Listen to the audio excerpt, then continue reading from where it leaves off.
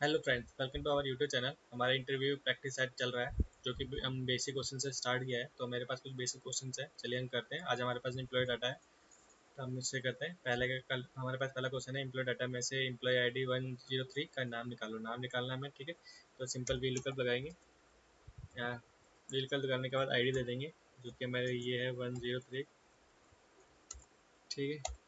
जो हमारा data range है वो ये है, हमने डेटा रेंज दे दी। हमें क्या निकालना है, नाम क्या है हमारा बी कॉलम में, तो बी कॉलम क्या हमारा दूसरा, ठीक है। यहाँ पे फॉल्स टू फॉल्स है, आप फॉल्स लिख सकते हो या जीरो लिख सकते हैं, मैं जीरो लिख रहा हूँ। तो एंटर कर देंगे तो ये यहाँ पे राहुल आ गया है, ठीक है। हम इसको एक तरीके से और कर सकते हैं। सपोज करो कि हमें ये हमारी ईमेल आईडी चेक करनी है, तो उसके लिए हमें क्या करना है,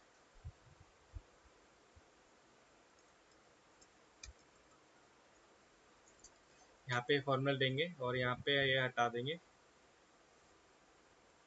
ठीक है। और यहाँ पे हम ये कॉलम यहाँ पे दे देंगे, ठीक है। और एंटर कर देंगे। अभी ये एन ए दे रहा है। अब सपोज करो हमें यहाँ पे E104 का चेक करना है, तो E104 दिखा देगा, ठीक है। अगर हमें 204 का चेक करना है तो E204 लिखेंगे, तो E204 यहाँ पे दिखा देगा। ये हमारा डायनेमिक था, ये हमारा स्टैटिक था, ठीक है। चलो नेक्स्ट क्वेश्चन की तरफ मूव करते हैं। एम्प्लॉय डाटा में से MIS डिपार्टमेंट के कितने एम्प्लॉय हैं काउंट करो, ठीक है। यहाँ पे मैंने हिंट भी दिया है, काउंट इफ, ठीक है।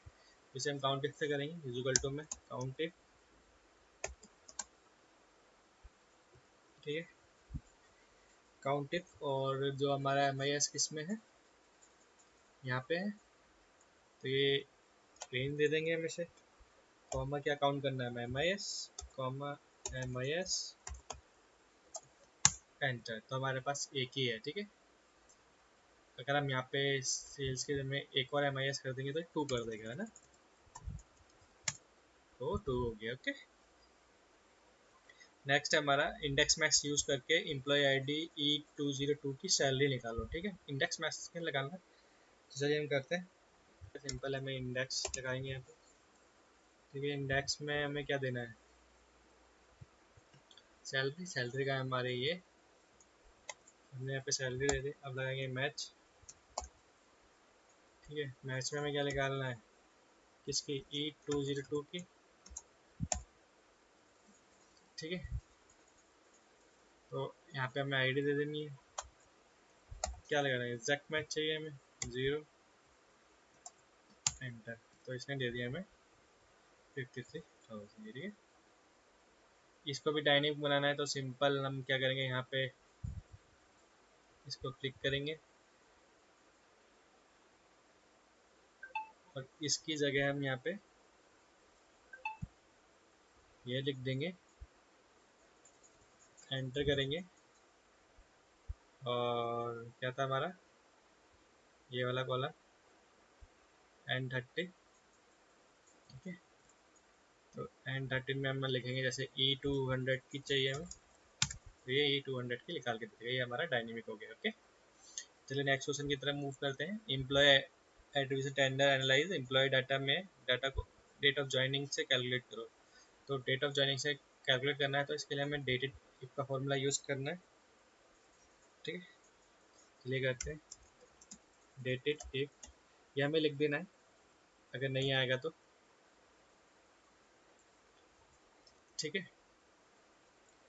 अगर ये आपके इसमें सिस्टम में शो नहीं हो रहा था, आप सिंपल टाइप कर दीजिए और ये लग जाएगा। तो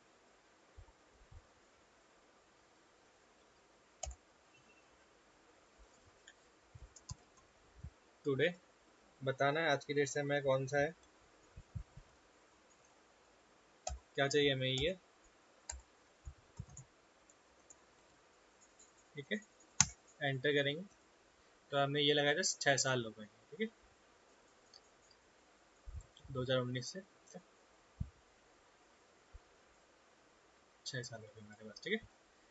नेक्स्ट क्वेश्चन हमारे पास data validation plus error handling if error के साथ एक व्हील का फॉर्मूला बनाओ, ठीक है। बना देते हैं, कोई दिक्कत नहीं है, सिंपल है। इफ एरर लिखाएंगे हम पहले, उसमें वी लुकअप लगाएंगे, ठीक है।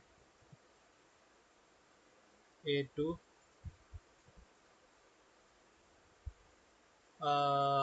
A2 ना देके हम यहाँ पे यही दे देते हैं, ठीक है, कॉमा, और ये रेंज दे देंगे हम पूरी,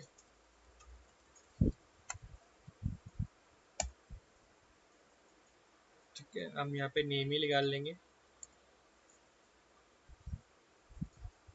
कॉमा 0,